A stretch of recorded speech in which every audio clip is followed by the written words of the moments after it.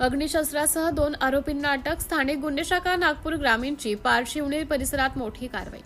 नागपूर ग्रामीण जिल्ह्याच्या स्थानिक गुन्हे शाखेने पारशिवनी पोलीस स्टेशन अंतर्गत अत्यंत धाडसी कारवाई करत एका देशी बनावटीच्या पिस्तूलसह 2 आरोपींना बेड्या ठोकल्या आहेत. या कारवाईत 1,10,000 रुपये किमतीचा मुद्देमाल जप्त करण्यात आला असून यामुळे परिसरात खळबळ उडाली आहे.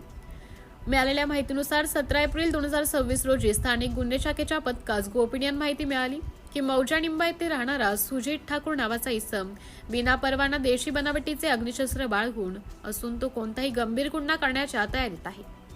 ही माहिती प्राप्त होताच पोलीस अधीक्षक हर्षे पोद्दार आणि अप्पर पोलीस अधीक्षक अनिल म्हस्के यांच्या मार्गदर्शनाखाली स्थानिक गुन्हे शाखेच्या पथकाने मौजा निंबा बसस्टॉप परिसरात सापळा रचला. यावेळी संशयास्पदरित्या फिरणाऱ्या सुजित जितेंद्र जजपले उर्फ ठाकूर वय 23 वर्ष राहणार निंबा तालुका पारशिवनी याला पोलिसांनी ताब्यात घेतले. पोलिसांनी पंचासमोर आरोपींची अंगझडती घेतली असता त्याच्याकडून एक महागडा आयफोन हस्तगत करण्यात आला. सदर भ्रमणध्वनीची बारकाईने पाहणी केली असता त्यातील एक गोपनीय फोल्डरमध्ये अग्निशस्त्राचे छायाचित्र दिसून आले.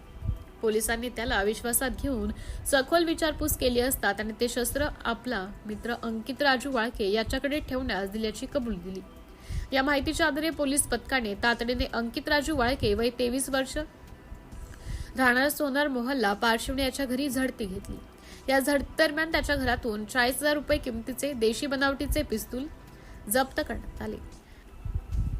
सदर शस्त्राबाबत अधिकृत परवानगीची विचारपूस केली असता आरोपीकडे कोणताही परवाना नसल्याचं स्पष्ट झाले. या यशस्वी कारवाईत पोलिसांनी 40,000 रुपयांचे एक देशी बनावटीचे पिस्तूल आणि 70,000 रुपयांकिमतीचे 2 भ्रमणध्वनी असा एकूण 1,10,000 रुपयांचा मुद्देमाल जप्त केला. या प्रकरणी पारशिवनी पोलीस स्टेशन येथे आरोपीविरुद्ध शस्त्र अधिनियम कलम 3/2025 अन्वये गुन्हा नोंदवून त्यांना अटक करण्यात आली. स्थानिक गुन्हे शाखेच्या या कामगिरीमुळे गुन्ह्याचे धाबे दणाणले आहे. स्थानिक गुन्हे शाखेच्या या कामगिरीमुळे गुन्हेगारांचे धाबे दणाणले आहेत. सिटी इंडिया न्यूजसाठी विशेष प्रतिनिधी चंदू मडावी.